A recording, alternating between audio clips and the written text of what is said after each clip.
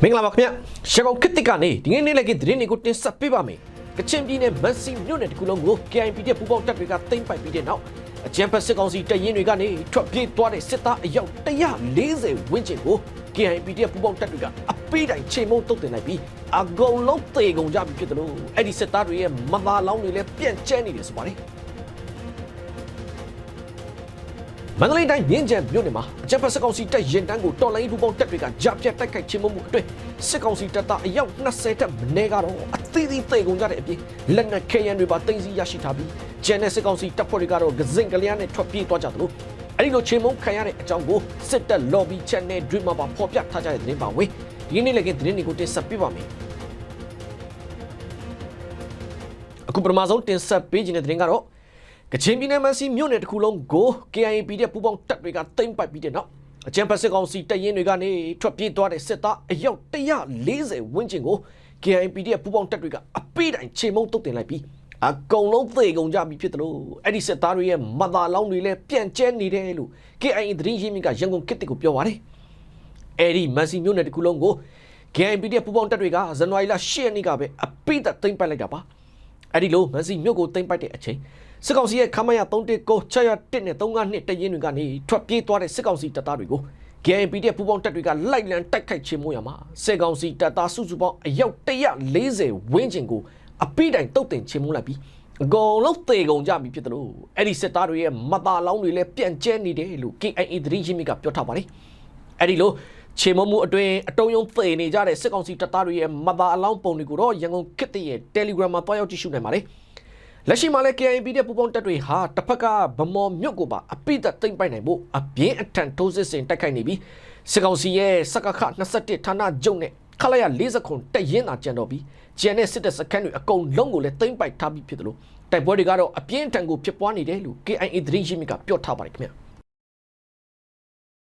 ဒီတခါမန္တလေးတိုင်းဘက်မှာလည်းမြင်းကြံမြို့နယ်မှာအကြမ်းဖက်စစ်ကောင်စီတပ်ရင်တန်းကိုတော်လှန်ရေးပူးပေါင်းတပ်တွေကကြားပြတ်တိုက်ခိုက်ခြင်းမှုအတွင်းစစ်ကောင်စီတပ်သားအယောက်20ထက်မနည်းကတော့အသီးသီးသေကုန်ကြတဲ့အပြင်လက်နက်ခဲယမ်းတွေပါတင်စီရရှိထားပြီးကျန်တဲ့စစ်ကောင်စီတပ်ဖွဲ့တွေကတော့ဂဇင်ကလျားနဲ့ထွက်ပြေးသွားကြသလိုအဲ့ဒီလိုချင်းမုံခံရတဲ့အကြောင်းကိုစစ်တပ် lobby channel တွေမှာပါဖော်ပြထားကြပါတယ်ဇန်နဝါရီလ12ရက်နေ့ဖြစ်တဲ့မနေ့ကပဲမြင်းချံတောင်သားမန္တလေးလမ်းမှာအကြမ်းဖက်စစ်ကောင်စီတပ်ရင်တန်းကိုတော်လှန်ရေးပူးပေါင်းတပ်တွေကကြားပြတ်တိုက်ခိုက်ခြင်းမှုအတွင်းစစ်ကောင်စီတပ်သားအယောက်20ထက်မနည်းကတော့အသီးသီးသေကုန်ကြတဲ့အပြင်လက်နက်ခဲယမ်းတွေပါတင်စီရရှိထားပြီးစစ်ကားလည်းလမ်းဘေးကိုထိုးကျပျက်စီးသွားတဲ့အပြင်ကျန်တဲ့စစ်ကောင်စီတပ်ဖွဲ့တွေကတော့ဂဇင်ကလျားနဲ့ထွက်ပြေးသွားကြတယ်လို့တော်လှန်ရေးသတင်းရင်းမြစ်ကရန်ကုန်ခေတ်ကိုပြောပါတယ်ဒီလိုတိုက်ခိုက်ခြင်းမှုနဲ့ပတ်သက်ပြီးမြင်းညံခရိုင် PDF တရင်9-0ပြောက်ကြားတပ်ဖွဲ့ရဲ့ကိုပညာကလည်းစစ်ကောင်စီတပ်ရဲ့စစ်ကြောင်းကိုပိတ်ဆို့တိုက်ခိုက်ခြင်းမုံလိုက်တယ်ဆိုတာမှန်ကန်တဲ့အကြောင်းနဲ့စစ်တပ်ဘက်ကသေတဲ့သူတွေတော်တော်ကိုများတဲ့အကြောင်းမှာအတီးပြုတ်ထားပါသေးတယ်တစ်ဖက်မှာလည်းအဲ့ဒီလိုစစ်တပ်စစ်ကြောင်းခြင်းမုံခံရတဲ့အကြောင်းကိုစစ်တပ် lobby Telegram channel တွေမှာပါဖော်ပြထားကြပြီးအဲ့ဒီမှာမြင်းညံမြို့ပြူစောတိခေါင်းဆောင်တီဒါယူမိုဆိုတဲ့သူနဲ့အဖွဲ့ခြင်းမုံခံရတဲ့အကြောင်းနဲ့သူတို့စစ်တပ်ဘက်က12ဦးသေကုန်ကြတာတွေအပြင်4ဦးရဲ့မသာအလောင်းကိုသာပြန်တယ်လို့ရတာတွေနဲ့လက်နက်တွေပါပါသွားတဲ့အကြောင်းတွေကိုလည်းဖော်ပြထားကြပါသေးတယ်ခင်ဗျတစ်ဖက်မှာတော့မကွေးတိုင်းမြိုင်မြို့ပေါ်ကစစ်ကောင်စီတပ်စခန်းကနေထွက်ပြေးလာတဲ့စစ်မှုထမ်းတပ်သားတွေ4ဦးကိုတော်လိုင်းတပ်တွေကအရှင်ဖမ်းဆီးရမိထားတယ်လို့ပခုတ်ကူ KIP ရဲ့တရင်15ရဲ့တာဝန်ရှိသူတို့ကရန်ကုန်ခေတ်ကိုပြောပါတယ်ဇန်နဝါရီလ17ရက်နေ့ကပဲမြိုင်မြို့ပေါ်ကအကြမ်းဖက်စစ်ကောင်စီတပ်စခန်းကနေထွက်ပြေးလာတဲ့စစ်မှုထမ်းတပ်သားတွေ4ဦးကိုဒေါ်လာရေးတပ်ဖွဲ့ရဲ့ကင်းမုံတွေကဖမ်းဆီးနိုင်ခဲ့တယ်ဆိုပါတယ်အဲ့ဒီစစ်မှုထမ်းတပ်သားတွေ4ဦးဟာနေပြည်တော်နဲ့ AR တိုင်းကဖြစ်ပြီးအကြမ်းဖက်စစ်ကောင်စီတပ်ရဲ့ပေါ်တာဆွဲဖမ်းဆီးမှုကြောင့်စစ်တပ်ထဲပို့ခံရတာဖြစ်တယ်လို့နေပြည်တော်စစ်တပ်မှာ3လတင်တန်းပေးပြီးတာနဲ့စစ်ကောင်စီတပ်ကတိုက်ပွဲတွေဖြစ်ပွားရာနေရာတွေကိုပို့လိုက်တာဖြစ်တယ်လို့လည်းသိရပါတယ်ခင်ဗျာတစ်ဖက်မှာတော့ AR တိုင်းဟင်္ဒရာမြို့နယ်တလုတ်ထော်မြို့ဥရှင်ကြီးဘွဲတော်မှာအကြမ်းဖက်စစ်ကောင်စီတပ်လက်အောက်ခံနေမြေရဲစခန်းနဲ့အုပ်ချုပ်ရေးမှုတွေက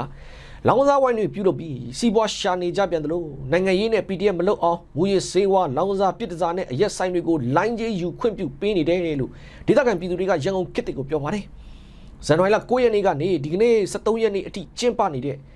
ဟင်္ဒရာမြို့နယ်တလုတ်ထော်မြို့ဥရှင်ကြီးဘွဲတော်မှာအကြမ်းဖက်စစ်ကောင်စီတပ်လက်အောက်ခံနေမြေရဲစခန်းနဲ့အုပ်ချုပ်ရေးမှုတွေကလောင်စားမျိုးစုံပါဝင်တဲ့လောင်စားဝိုင်း20ကျော်ကိုဥဆောင်ပြုလုပ်ပြီးစီးပွားရှာနေကြတယ်ဆိုပါတယ်တစ်ဖက်မှာလည်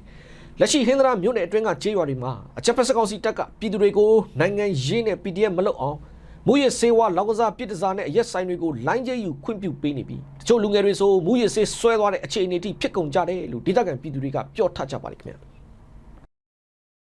အခုတစ်ခါဆက်ချင်တာကတော့လက်ရှိမြန်မာတနိုင်ငံလုံးလျှက်စစ်ဓာတ်မလုံမလောက်ဖြစ်တာဟာလျှက်စစ်စီမံကိန်းတွေကိုကန့်ကွက်ခဲ့တဲ့သူတွေကြောင့်ဆိုပြီးအကြမ်းဖက်မင်းအွန်လိုင်းကအပြစ်ဖို့ပြောဆိုလိုက်ပြန်တဲ့အပြင်ပြီးခဲ့တဲ့2005ခုနှစ်ကစတင်ခဲ့တဲ့လျှက်စစ်ဓာတ်ပေးစက်ရုံစီမံကိန်းတွေအောင်မြင်ခဲ့ရင်တနိုင်ငံလုံးဓာတ်လုံလုံလောက်လောက်ရရှိနေမှာဖြစ်တယ်ဆိုပြီးတော့ပါအပြစ်တင်လွှဲချပြောဆိုသွားပြန်ပါတယ်ဒါကိုတော့ပြီးခဲ့တဲ့ရက်ပိုင်းကပြည်ဦးလွင်မှာစီးပွားရေးလုပ်ငန်းရှင်တွေနဲ့တွေ့ဆုံတဲ့အချိန်အကြမ်းဖက်မင်းအွန်လိုင်းကိုယ်တိုင်အပြစ်တင်ပြောဆိုသွားတာပါအဲ့ဒီမှာအကြမ်းဖက်မင်းအွန်လိုင်းအပြစ်တင်လွှဲချပြောဆိုသွားတာဟာပြီးခဲ့တဲ့2005ခုနှစ်ကလျှက်စစ်ဓာတ်ပေးစက်ရုံတိစောက်တဲ့စီမံကိန်းတွေကိုနီလန်အမျိုးမျိုးနဲ့နှောက်ယှက်ခဲ့ကြတဲ့အတွက်လျှက်စစ်စီမံကိန်းတွေရပ်တန့်ခဲ့ရတာဆိုပြီးနေပေါင်းများစွာကကိစ္စကိုဆွဲယူပြီးတော့အကြမ်းဖက်မင်းအွန်လိုင်းကအပြစ်တင်လွှဲချပြောဆိုသွားပြန်တာဖြစ်တယ်လို့အခုသူတို့စစ်တပ်ကအာဏာသိမ်းတဲ့အချိန်မှာလဲလျှက်စစ်နဲ့ပတ်သက်ပြီးအခက်အခဲတွေရှိတဲ့အတွက်နေရောင်ကြီးစွမ်းအင်သုံးလျှက်စစ်စီမံကိန်းတွေကိုဆောင်ရွက်နေတဲ့အကြောင်းတွေနဲ့အဲ့ဒီစီမံကိန်းတွေပြီးစီးမှပဲလျှက်စစ်မီလုံလုံလောက်လောက်ရရှိနိုင်မယ်ဆိုပြီးတော့ပါအကြမ်းဖက်မင်းအွန်လိုင်းကပြောသွားပြန်တာပါအဲ့ဒီလိုအကြမ်းဖက်မင်းအွန်လိုင်းကိုယ်တိုင်လျှက်စစ်မီမမှန်တဲ့အကြောင်းတွေကိုအကြောင်းမျိုးမျိုးပြပြီးအပြစ်တင်လွှဲချပြောဆိုတာတွေသာလုပ်သွားပြီးတော့လက်ရှိနိုင်ငံတော်လျှက်စစ်မီပြတ်တောက်တဲ့ကိစ္စတွေကိုဖြည့်ရှင်းပေးနိုင်မှုမရှိသလိုလက်ရှိအခြေအနေမှာလည်းစီးပွားရေးလုပ်ငန်းရှင်တွေရဲ့စက်မှုဇုံတွေမှာတော့လုံးဝမီမရရှိတော့ပဲဒီဇယ်မီးစက်ကြီးတွေနဲ့သာလုပ်ငန်းတွေကိုလက်ပတ်နေရသလိုတစ်ဖက်ကဒီဇယ်စီကိုလည်းလုံလုံလောက်လောက်ဝယ်လို့မရတဲ့အတွက်တချို့စက်ရုံတွေဟာလုပ်ငန်းတွေရပ်ဆိုင်းရတဲ့အထိကိုဖြစ်ကုန်ကြပြီလို့လည်း UMSCCI လုပ်ငန်းရှင်အဖွဲ့ဝင်တဦးကပြောထားပါသေးတယ်ခင်ဗျဟုတ်ကဲ့ဒါကတော့ရန်ကုန်ခေတ်သစ်ကနေဒီနေ့နေ့လည်းကသတင်းတွေကိုတင်ဆက်ပေးခဲ့တာပါကြည့်ရှုပေးခဲ့တဲ့အတွက်ကျေးဇူးတင်ပါတယ်ကျွန်တော်နိုင်ငယ်ပါ